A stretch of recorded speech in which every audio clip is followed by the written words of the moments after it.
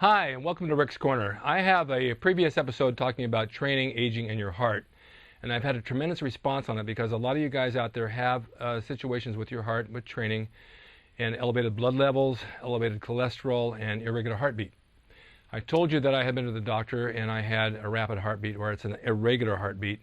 And it was under a medication called Lopressor, which actually kind of evened it out. I thought I was fine. I thought, okay, I can still train hard and do what I do, and I told you I'd give you an update. So I went in for a physical last week. I had the blood test.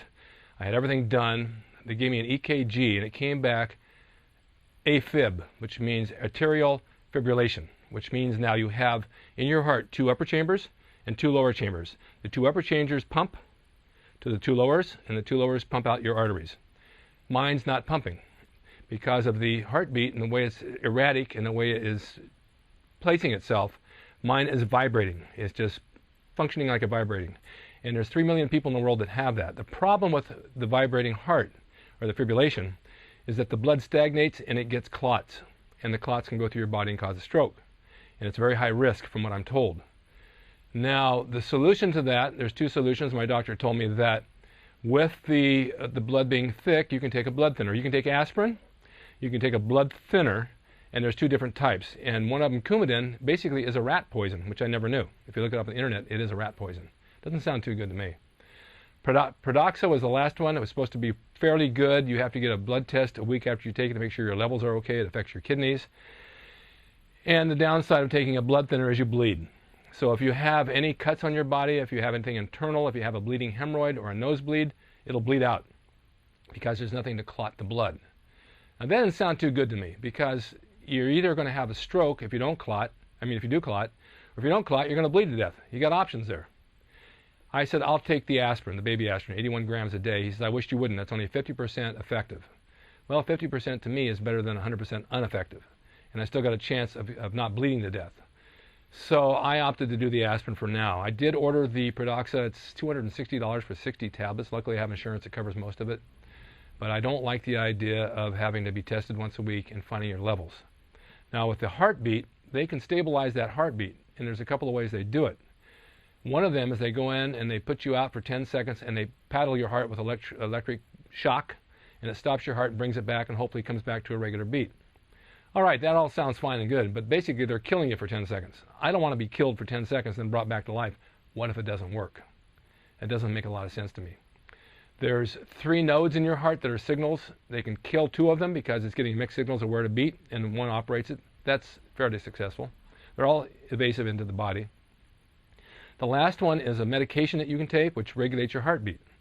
But then it has 3 side effects. One of them is cataracts of the eyes. The other one is emphysema of the lungs.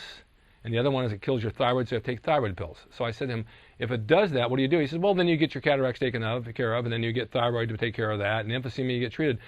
I'm not going to take a pill to regulate my heart and then have 3 other serious illnesses to come along with it because of side effects. To me, it just doesn't make sense. We're all bodybuilders. We take care of our bodies, and they should function right.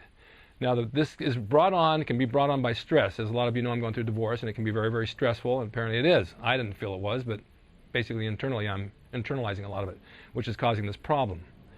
Now, to take the blood thinner, I got to do something. I know I got to do something. I don't feel bad, but I got to do something. So I'm going to take the baby aspirin, 81 grams. I've already started doing it. It will thin my blood, and hopefully it will take care of what I need to take care of. Hopefully once this stressful situation in my life is gone, and if I relax, my heartbeat will go back to normal, because it wasn't that way last year. So many of you might want to look into that. I know that heavy lifting enlarged my heart. Heavy lifting is stressful, and heavy lifting can cause this problem, and it can do a lot of damage. So you want to double check and get a physical and have this checked out. I take testosterone. I don't take a lot of it, but if you take 200 milligrams a day, it will raise your red blood count. Raising your red blood count thickens your blood. Thickens your blood because it causes stroke. It also raises your cholesterol. Now, I just got my blood test back, and my cholesterol was a little high, and my blood count was high. And I've been off testosterone for a month. So I want to make sure that they get back to normal, because you know what? You only have one life. You want to lift, you want to bodybuild, you want to look good, you want to feel good, and you want to live a long life. Now, if I'm going to go, and it happens to me tomorrow or today or next week, at least I've lived my life and done a lot of things I want to do. But I'm not willing to take the medications that will paralyze me into a different state and make a vegetable out of me and live my life that way. It's just not worth the medications. And I'm going to risk it by taking the aspirin. I think it probably will do the job. I hope it does.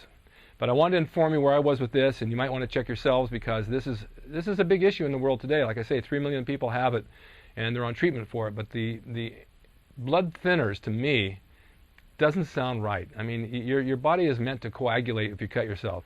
And if it doesn't and you have a bleeding problem, what do you do? I mean, what do you do?